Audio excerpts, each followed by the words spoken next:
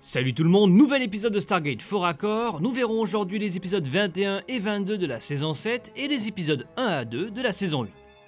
Exceptionnellement, ces doubles épisodes seront traités en même temps, puisque même s'ils ont été originalement diffusés en deux parties, les éditions DVD proposent deux uniques épisodes d'1h20.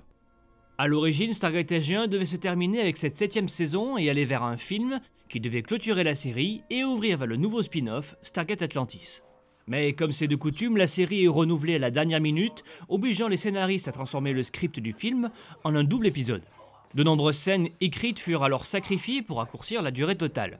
Parmi ces scènes supprimées, il y a le discours du président révélant le programme Porte des Étoiles à la population, l'attaque de la 7e flotte américaine qui est réduite à une simple conversation téléphonique dans l'épisode, un saut en parachute à travers le trou creusé par le Teltac modifié, et un baiser entre O'Neill et Carter dans la scène à bord du cargo. Le prix associé à la réalisation de ce double épisode poussa l'équipe de production à réaliser l'épisode précédent en réutilisant le décor de la Maison Blanche et en prolongeant les cachets des acteurs invités afin de faire des économies.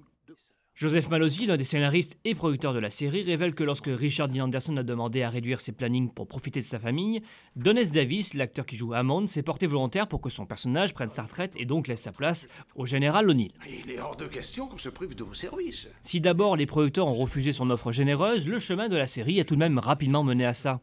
Don S. Davis également souhaitait se concentrer sur d'autres projets, comme l'art, et prendre une retraite bien méritée. Bref, la cité perdue donc commence avec un petit caméo de Martin Wood ici. Ce même Martin Wood révèle dans les commentaires audio la raison pour laquelle les techniciens travaillent sur l'ouverture de la porte au fond de la scène. En réalité, il s'agit d'une astuce pour camoufler la rampe permettant au Steadicammer de passer plus facilement dans les marches. Au niveau des astuces de production, on pourra aussi parler de cette scène où SG1 se trouve dans l'avant-poste de Placarouge Taonas. En effet, afin de réaliser la décompression entre la zone encore contaminée par le gaz et la zone où l'air est pur, l'équipe de production a emballé de la fumée dans un grand sac transparent qu'ils ont placé entre les deux lieux. Ce sac est d'ailleurs visible car la lampe torche éclaire Carter car la lumière se reflète dedans. Enfin, la salle technique dans laquelle O'Neill se prépare est en fait la salle d'embarquement disposée différemment. Une autre de ces astuces crée d'ailleurs un faux raccord dans la première scène de briefing de l'épisode. En effet, l'équipe de production a pris l'habitude d'ouvrir en deux la table de briefing afin d'y faire passer le Steadicammer, puis à refermer hors champ pour donner une certaine fluidité à la scène. Cependant, deux fauteuils pourtant présents devant Reynolds et son comparse sont absents au départ, puisqu'ils sont installés après le passage du Steadicammer. Une autre petite erreur s'est glissée dans la scène d'exécution des Jaffa par Adubis. Lorsque ce dernier lève la main pour en faire taire un, on voit sa peau au-dessous du gant. C'est impossible, puisqu'Adubis n'a pas forme humaine. Côté faux raccord, le téléphone de Ware dans cette scène semble changer de position sans être touché entre ces deux plans. Un peu plus tard, dans la scène où l'équipe est autour de la table, on remarquera le placement des mains de Daniel qui change d'un plan à l'autre, une première fois ici, puis encore une fois un peu plus tard ici. Dans cette même scène, on pourra aussi montrer un faux raccord avec le symbole hâte entre ce plan et ce plan. Pendant la scène de combat entre Bratak et le traître, un arrêt sur image rapide nous permet de découvrir sa belle doublure. Notons aussi au passage la présence du général John P. Jumper, le véritable chef d'état-major de la force aérienne des États-Unis, pendant la saison 7. Il joue ici son propre rôle. Pendant la bataille finale, alors que Carter et Teal'c tiennent les drones d'Adubis à distance, on peut voir qu'un des tirs atteint le mur du fond et fait un impact sombre dans la paroi. Cet impact a été réalisé en post-production puisque lors d'autres tirs, il apparaît en overlay par-dessus tout le reste. Les commentaires audio au sujet de cette scène nous révèlent que 2 guerriers Kull seulement avaient été originalement prévus, mais pour ajouter de la tension et du suspense, le montage nous fait croire que plusieurs autres arrivent, alors qu'il s'agit des mêmes filmés sous d'autres angles. Enfin, une erreur relevée sur des forums et que je n'avais vraiment pas remarqué, malgré mes nombreuses réécoutes, quand Ware quitte la salle d'embarquement alors que l'iris vient d'être fermé à cause de l'ouverture extérieure, on entend le son de quelque chose qui a traversé la porte. Je ne me l'explique pas. Épisode suivant, Mésalliance. Cet épisode effectue l'un des rares remplacements de comédiens pour un même personnage dans la série, puisque Jessica Steen est remplacée par Tori Higginson pour interpréter le personnage de Ware. Cet épisode est aussi le premier à être filmé entièrement en HD par caméra numérique. Jusqu'à l'épisode Nemesis, la série était tournée en 16 mm, sauf pour les plans avec effets visuels. Ensuite, jusqu'à la saison 8, la série était tournée en 35 mm.